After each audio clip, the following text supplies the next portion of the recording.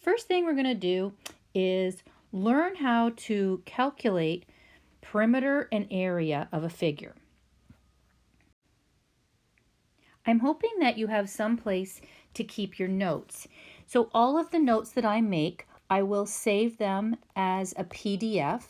You can always go back and access them online, or if you prefer, you can print them out and put them in a binder, or you can write them down yourself and keep your own notes in a binder. This is something that I want you to remember, is the difference between perimeter and area.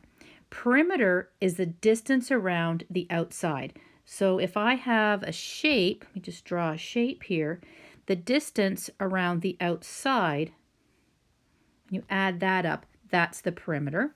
The area is what's on the inside.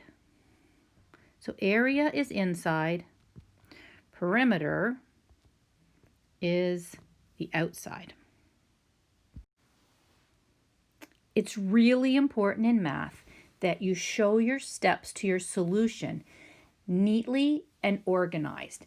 It's not acceptable to just write the final answer. I'm going to show you in my examples how I want you to do your solutions. This is called modeling, and you should follow the same steps that I use to show your solutions and try to make them really neat.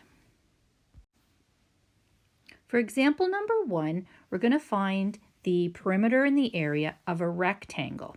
Now I've put a link here. There's a link to a formula sheet. You don't have to memorize any of the formulas. You always have access to your formula sheet. So what you have to do is you have to look at the shape and then go to the formula sheet and find the right formula. So first of all, we're going to do the perimeter of this rectangle. So I go over to my formula sheet and I see that the formula for perimeter, and you're going to write that down, is equal to 2 times the length plus 2 times the width.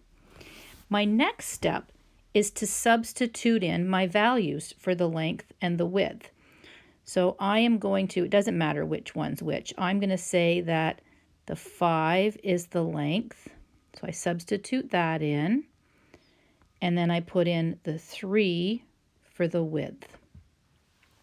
Now we have to calculate that.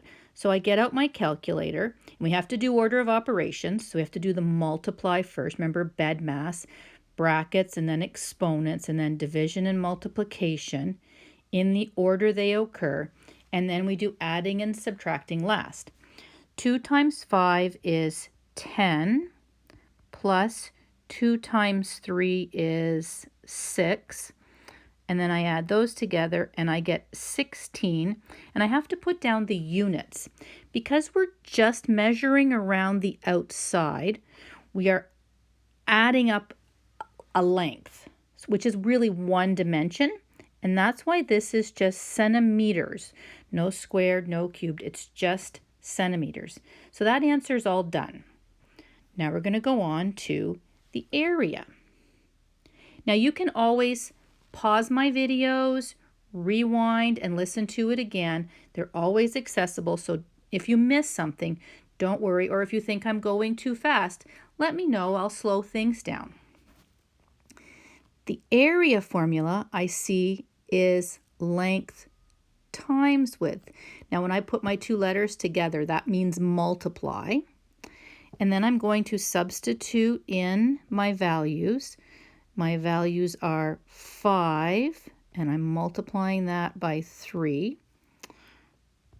And 5 times 3 is 15. Because area is two-dimensional, it's length by width, we have centimeters squared. And that's all done.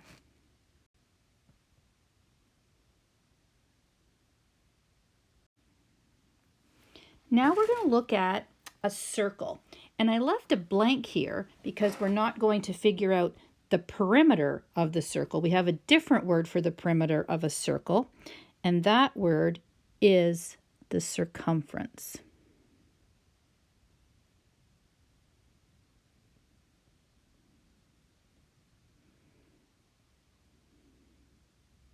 So it still means go around the outside. It's the same as the perimeter, but we use a different word when we're working with circles. So we look on our formula sheet, and the formula for circumference, there's two of them. There's one that has a D in it, and there's one that has an R. Well, the R is the radius, and that's what I have in this formula. So I'm going to use the formula 2 times pi times the radius. So now I'm going to substitute in. I have 2 times pi. Now I'm going to use my pi button on my calculator when I calculate that. If you don't have a pi button, you can use the 3.14. My radius is 6. Now when I get my calculator, I times 2 times, and then I hit my pi button, times 6, and I get 37 point, I'm going to round that off. It says 0.699. I'm going to round it off to 7, and this will be meters because I'm just measuring the distance around the outside.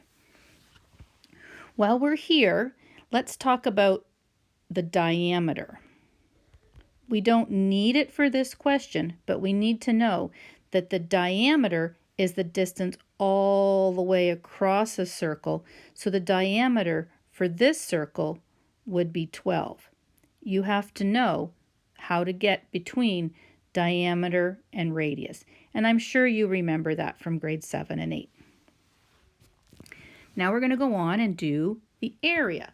So we look on our formula sheet, and the area of a circle is pi r squared. So we have to multiply that r times itself. That's what the squared means. So I'm going to go and substitute in. I have pi times, my radius is 6 squared. We have to follow order of operations. So that means we have to do the exponent first. 6 squared is 6 times 6. And there is a button on your calculator. It should be an x squared button. And you can hit that and you'll get what 6 squared is. Now you're going to take 36 and multiply it by, and you hit your pi button. And I get 113 point, we're going to round that off to 1 because it says 0.09. And this will be, because it's area, meters squared. Now we're going to find the perimeter and the area of a triangle. So when I'm finding the perimeter of a triangle, I'm just going to add up the outside measurements. I don't need a formula for this because I'm just adding up all of the side lengths. So that is 12 plus 5 plus 13. And then I get my calculator, and I think that gives me 30. 30 meters. So I don't need a formula if I'm just adding up the side lengths. Let's go now to the area. So the formula for the area of a triangle, you look on your formula sheet, and there's two different ways that they write it. I prefer this one that says base times height and then divided by 2. Now, on my triangle, my base is pretty obvious. It's down here. It's at the bottom. It's 5 meters. Now, the height has to be the perpendicular height. So it has to be this part right here. It has, see how it has the little right angle symbol down here? Your height has to have that little right angle symbol. So my height is 12 divided by 2. Now when I calculate that, I multiply the top, 5 times 12 is 60, divided by 2. Oh, my goodness, that's also 30. Well, that is just bizarre that they both came out to be the same thing. This is 30 meters squared because it's area. Our last shape that we're going to look at is a trapezoid. So you're going to go to your formula sheet and see what the formulas are for the perimeter and area of a trapezoid. Now, perimeter, remember, we can always just add up the outside edges. So my outside edges here, I have 9 plus 4 plus 6 plus, now you know that this little ticky that's right here that matches this little ticky right here means that this side is also 4. So I'm going to add those up. I have 9 plus 4 plus 6 plus 4 is 23 centimeters. Now let's find the formula for the area. The area formula says take A plus B, and they put that in brackets, times the height divided by 2. That's the way that I like to write it. There's another one that has a fraction in front of it, but I like this one better. My A and my B are the two sides that are parallel. This is the A at the top, and this is the B at the bottom. So I'm going to add those two together first. 6 plus 9, put them in a bracket.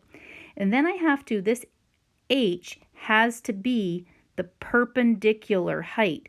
So again, we have to look for that little perpendicular symbol, and it has to be this height right here. The 3 is the perpendicular height. So I'm going to times that by 3 and then divided by 2. Now we have to follow order of operations, and that says do what's inside the brackets first. 6 plus 9 is 15 times 3 divided by 2. Now we have to do what's on the top. 15 times 3, that's 45, divided by 2 is, let me put that in my calculator, 22.5 centimeters, because it's area, it's centimeters squared. Now what you're going to do is do some practice questions.